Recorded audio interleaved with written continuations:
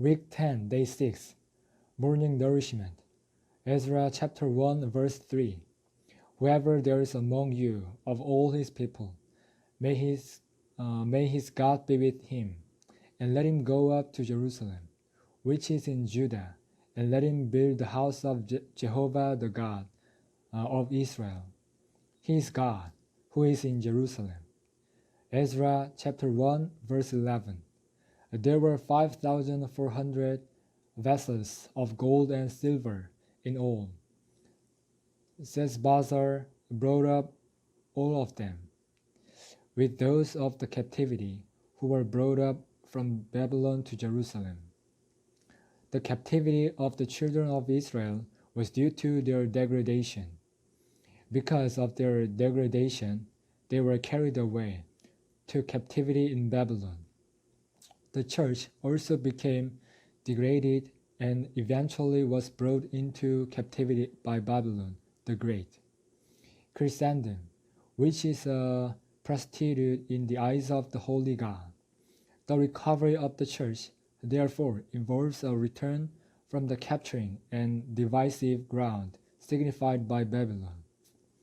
Those who went back to Jerusalem from Babylon brought with them all the vessels of the temple of God, which had been captured to Babylon.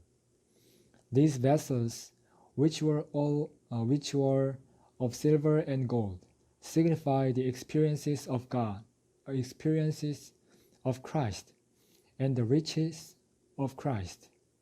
The people of God were scattered, and all the spiritual experiences were carried away. There was a shame to them and to God.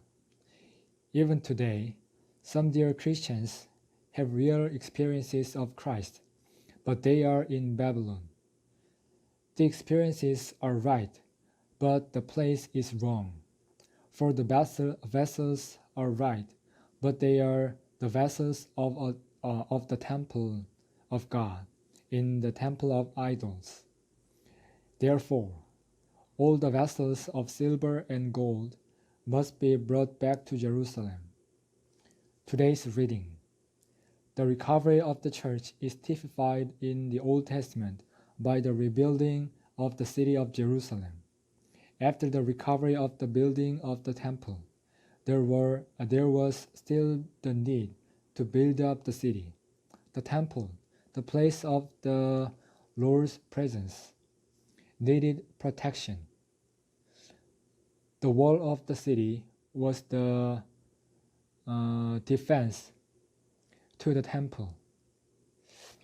Ephesians chapter 2 verse 19 and 1 Timothy chapter 3 verse 15 speak of the church as the house of God.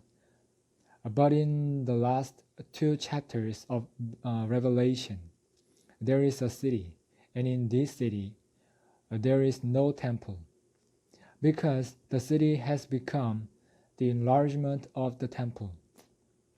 In order to understand the relationship between the house and the city in the New Testament, we need to realize that the church is the enlargement of Christ and the increase of Christ. All the believers are parts of Christ and members of Christ. All these parts put together are the increase of Christ. The church, therefore, is the fullness of Christ, because Christ has been increased and enlarged into so many members. The first step of the enlargement of Christ is the church as the house. The second step of this enlargement is also the church, not as the house, but as the city. Eventually, the whole church becomes the city, because the temple has become the city. Revelation chapter 21 verse 22 tells us that there is no temple in the city of New Jerusalem.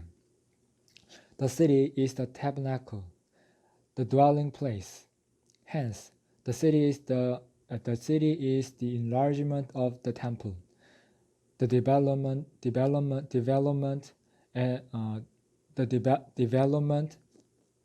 of the house to the uttermost. The building of the house and the city is the center of God's eternal purpose. This building is actually the mingling of God with man. The church, therefore, is the mingling of divinity with humanity.